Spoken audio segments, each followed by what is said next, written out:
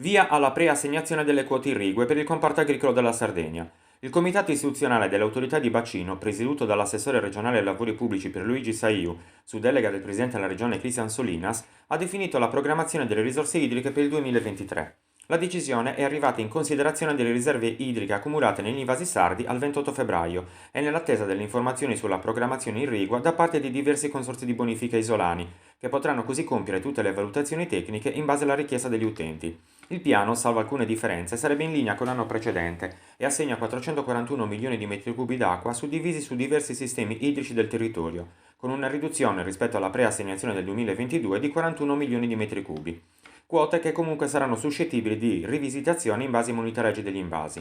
Nei prossimi mesi approveremo l'assegnazione definitiva, inserendo anche le quote per gli usi civili e industriali. Il 28 febbraio, ha precisato l'assessore Saiu, gli invasi segnavano un riempimento pari al 76% dei livelli autorizzati. Nelle ultime settimane lo scenario è ulteriormente variato e i dati odierni ci dicono che i livelli si attestano all'82%.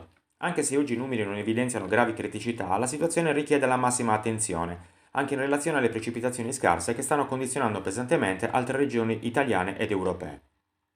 Sulla gestione delle risorse idriche, l'assessore Saiu ribadisce il fatto che occorra rivedere le regole per rendere la gestione più efficiente. Ma non solo. Per l'esponente della giunta Solinas, infatti, è inoltre fondamentale procedere con la realizzazione delle nuove opere, come la diga di Cumbidanovu, nel centro Sardegna, e di Monteniedu, a sud, avviando la progettazione delle opere accessorie. Sono stati stanziati oltre 10 milioni di euro nella manovra finanziaria, una parte dei quali, con riferimento alla diga di Cumbidanovu, serviranno per la progettazione della centrale idroelettrica, dell'interconnessione con l'impianto di reflui di Suduvu e l'impianto di distribuzione a valle.